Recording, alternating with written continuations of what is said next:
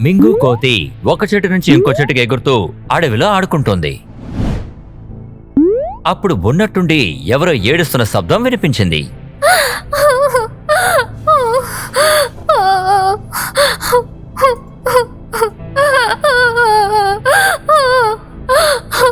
ఎవరది? ఎవరక్కడ ఏడుస్తూ ఉంది? ఈ అడవిలో ఉన్న మృగాలన్నీ సంతోషంగానే కదా ఉన్నాయి. మరక్కడ ఏడుస్తుంది ఎవరబ్బా? నేను వెళ్ళి వెంటనే ఎవరో చూడాలి. మింగు కోతి ఆ చెట్టు నుంచి కిందకొచ్చి చూసినప్పుడు అక్కడ ఒక గుంటనక్క ఏడుస్తూ కనిపించింది. ఇదిగో గుంటనక్క, మీరెందుకు ఇక్కడ కూర్చొని ఏడుస్తున్నారు? అవును, మీ నివాసం ఎక్కడా? నా పేరు లూసీ. నేను ఇదే అడవిలో పడమటి సైడు జీవిస్తున్నాను. సడన్ గా నా కుటుంబం ఎటు వెళ్ళిపోయిందో తెలీదు. ఇప్పుడు నేను ఉండడానికి ఇల్లు లేదు, అలాగే తినడానికి తిండి కూడా లేదు. అప్పుడు మింగు కోతి అతను చెప్పింది విని ఏం చెప్పిందంటే, లూసీ, ఈ రోజు నీ కుటుంబాన్ని నేను చూశాననుకుంటాను. అలాగా? వాళ్ళందరూ ఎక్కడున్నారు? వాళ్ళెక్కడున్నారో నాకు కాస్త చెప్పవా? నేను వాళ్ళ దగ్గరికి వెళ్ళిపోతాను. లేదు లూసీ, నువ్విప్పుడు వాళ్ళ దగ్గరికి వెళ్ళలేవు. ఇప్పుడు నీ కుటుంబం పరిస్థితి చూస్తే నువ్వు చాలా బాధపడిపోతావు. ఆ షేర్ సింగ్ ఉన్నాడు కదా, తను మీ కుటుంబంలో అందర్నీ వేటాడేశాడు. అందుకని ఇంకెప్పుడు నువ్వు వాళ్ళని చూడలేవు. అది విన్న వెంటనే లూసీ బాగా ఏడవడం మొదలుపెట్టింది. కాని మింగు కోతి అది పట్టించుకోకుండా నడవడం మొదలుపెట్టింది. కాని కాసేపటి తర్వాత ఆ మింగు కోతి అక్కడికి రావడం మొదలుపెట్టింది. కోతి చేతిలో తినడానికి ఏదో ఉంది. లూసీతో అది తినమని చెప్పి అప్పుడు ఆ కోతి చెప్పింది, ఇదిగో లూసీ, నువ్వు ఈ అరటి పండ్లు తిను. ఎదుటి వాళ్ళు ఇబ్బంది పడుతుంటే నేను చూడలేను. నీకెలాంటి అభ్యంతరం లేకపోతే నువ్వు ఈ రోజు నుండి మా ఇంటికొచ్చి మాతో పాటే ఉండొచ్చు. అప్పుడు లూసీ దగ్గర కూడా ఇంకో దారి లేదు. ఆ తినే వస్తువుని కోతి దగ్గర నుంచి తీసుకుని చెప్పింది, మింకు, నువ్వు చాలా మంచివాడివి. నేను నీతో పాటు మీ ఇంట్లోనే ఉంటాను. నాకు కూడా ఉండడానికి వేరెక్కడా కూడా ఇల్లనేది లేదుగా. తల్లిదండ్రులు లేకుండా ఎవరూ నన్ను వాళ్ళింట్లో ఉంచుకోరు కదా. మింకు లూసీని తీసుకుని తన ఇంటికి వెళ్ళింది. మింకుని చూసిన వెంటనే వాళ్ళ అమ్మా నాన్న దాని మీద చాలా కోపంగా ఉన్నారు. మింకు, ఈ నక్కను ఎందుకు మన ఇంటికి తీసుకొచ్చావు? ముందు దీన్ని బయటికి పంపించు.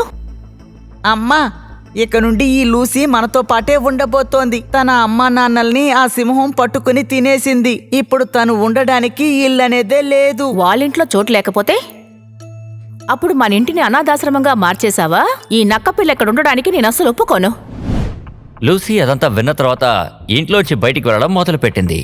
అప్పుడు మింకు చెప్పాడు, సరేనమ్మా, నేను తనకి మాతో పాటు ఉండొచ్చని మాటిచ్చాను. ఇప్పుడు నువ్వు తన్ని వెళ్ళమని చెప్పినందువల్ల నేను కూడా తనతో వెళ్ళిపోతాను. మీరేం బాధపడకండి, నేను ఈ చుట్టుపక్కల ఎక్కడో ఓ చోట ఉంటాను. అలాని చెప్పి మింకు లూసీని తనతో పాటు ఎక్కడికో తీసుకెళ్లాడు. ఆ తర్వాత మింగు లూసీ కలిసి కొత్తగా ఒక ఇల్లు కట్టారు. ఆ తర్వాత వాళ్ళిద్దరూ కలిసి అదే ఇంట్లో ఉండడం మొదలుపెట్టారు. రోజులు గడిచే కొద్దీ వాళ్ళిద్దరి మధ్య ప్రేమ పెరిగింది. ఒకరోజు మింకు అడవిలో అటు ఇటు తిరుగుతున్నప్పుడు అప్పుడు చాలా ఆలస్యమైంది. ఇంటికి రావడం కుదరలేదు. అప్పుడు లూసీ వాడి కోసం వెయిట్ చేస్తూ ఉంది. ఈ మింకు ఎక్కడికి వెళ్ళిపోయాడు? తనకేమైనా జరిగిందా? ఓరి దేవుడా, తను ఎలాగైనా సరే కాపాడు.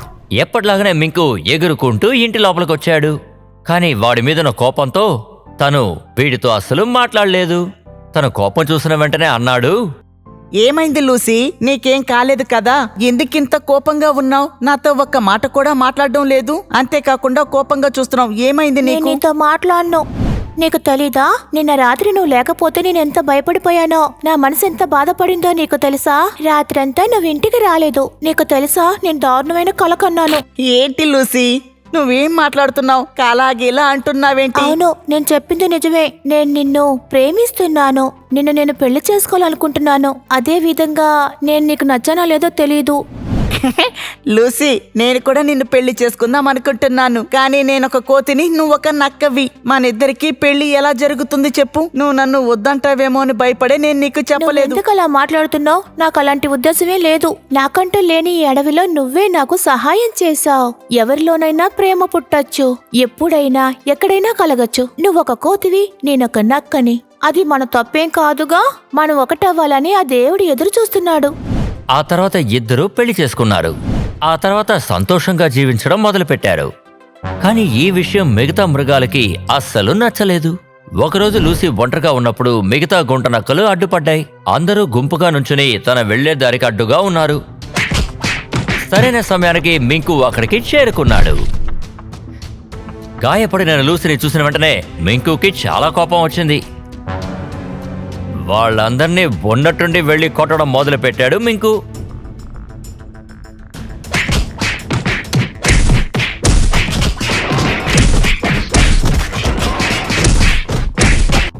దాడి చేయడం వల్ల అందరికీ బాగా దెబ్బలు తగిలాయి.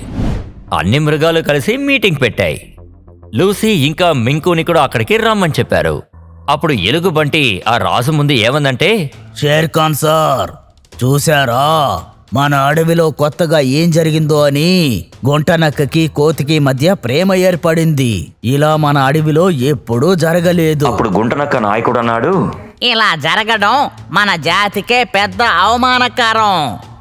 వీళ్ళిద్దరి ఈ దరిద్రపు బంధాన్ని చూడ్డానికి బదులుగా వీళ్ళిద్దరిని చంపేయడమే మంచిది. అప్పుడు కోతంది, మేము వీణ్ణి చంపేయం.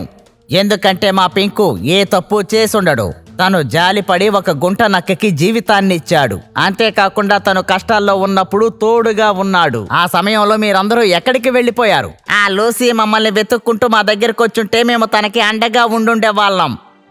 నేనేమీ మీ దగ్గరికి రాకుండా లేను. నేను మీ అందరి దగ్గరికి వచ్చాను. కానీ మీరందరూ ఏమన్నారో గుర్తుందా? నీకు తల్లిదండ్రులు లేరు, నీకు ఉచితంగా భోజనం మేము ఎలా పెడతాం అన్నారు. అందుకే వేరే దారి లేక మింకుతో జీవిస్తున్నాను. అది తప్పనుకున్నా ఒప్పనుకున్నా అది మీ ఇష్టం. నేను మింకును వదిలి ఎక్కడికి వెళ్ళను. నేను తనతోనే ఉంటాను. ఒకవేళ నువ్వు మింకుతో కలిసి ఉండాలన్న కోరిక ఉంటే నువ్వు ఈ అడవి వదిలేసి ఇంకెక్కడికైనా వెళ్ళి ఉండు. నా అడవిలో ఇలాంటి సంబంధాలకి అసలు చోటే ఉండదు. అలాగే సింహరాజా, కానీ నేను మింకుని వాళ్ళ కుటుంబం నుంచి విడదీయాలనుకోవడం లేదు. నేను ఒంటరిగానే ఈ అడవి వదిలి వెళ్ళిపోతాను. అలా అని చెప్పి లూసీ అక్కడి నుంచి వెళ్ళిపోయింది. అప్పుడు మింకు తనని ఆపి ఏం చెప్పాడంటే, ఇలా చూడు లూసీ, నువ్వు వాళ్ళతో పాటు వెళ్తే నాకు నా కుటుంబం ఏమీ ముఖ్యం కాదు. నువ్వు ఉన్న చోటుకే నేను నీతో పాటు వచ్చేస్తాను. అప్పుడు మింకు వాళ్ళ అమ్మ నాన్న తనకి చెప్పారు, అమ్మా లూసీ, ఇక్కడ ఉన్న వాళ్ళందరి మనసుల్ని నువ్వు దోచుకున్నావు. నిజంగానే ప్రేమ కంటే ఏదీ గొప్పది కాదు. మీరిద్దరూ ఎక్కడికి వెళ్లాలన్నా కలిసే వెళ్లొచ్చు. మేము అప్పుడప్పుడు వచ్చి మిమ్మల్ని చూస్తూ ఉంటాం. కుటుంబ సభ్యుల సమ్మతంతో లూసీ ఇంకా మింకు చాలా సంతోషంగా ఫీల్ అయ్యారు. తర్వాత ఆ అడవిని వదిలేసి బయటికి వెళ్లి ఇద్దరూ పక్కన గ్రామంలో ఉన్న అడవి నది పక్కన వాళ్లే విడిగా ఒక ఇల్లు కట్టుకుని సంతోషంగా జీవించారు. మింకు వాళ్ళ కుటుంబ సభ్యులు కూడా అప్పుడప్పుడు అక్కడికొచ్చి వాళ్ళని కలిసి సంతోషంగా ఉండేవాళ్లు. వీళ్ళిద్దరి మధ్య ఉన్న ప్రేమ గురించి పక్కనే ఉన్న అడవిలో ఉన్న మృగాలకి తెలిసొచ్చింది. మృగాలన్నీ ఏమన్నాయంటే, మీకొక విషయం తెలుసా? పింకు లూసీని పెళ్లి చేసుకుని ఒక మంచి పని చేశాడు. ఇలా చేయడం వల్ల మృగాల మధ్య విరోధం అనేది లేకుండా ప్రేమ పుడుతుంది. ఎవ్వరికి ఎలాంటి నష్టమూ ఉండదు. కానీ అప్పుడు కూడా కొన్ని మృగాలు వాళ్ళకి వ్యతిరేకంగా పనిచేస్తున్నాయి. కానీ ఇలాంటి విషయాలు ఎప్పుడు అన్ని చోట్ల జరిగేవే. కానీ మింకు ఇంకా లూసీ ఇద్దరు సంతోషంగా ఉన్నారు. మీకు గనక మా వీడియో నచ్చింది అంటే ప్లీజ్ మా ఛానల్ని సబ్స్క్రైబ్ చేయండి. అలాగే ఈ వీడియోని లైక్ చేయండి, అలాగే షేర్ కూడా చేయండి. ధన్యవాదములు.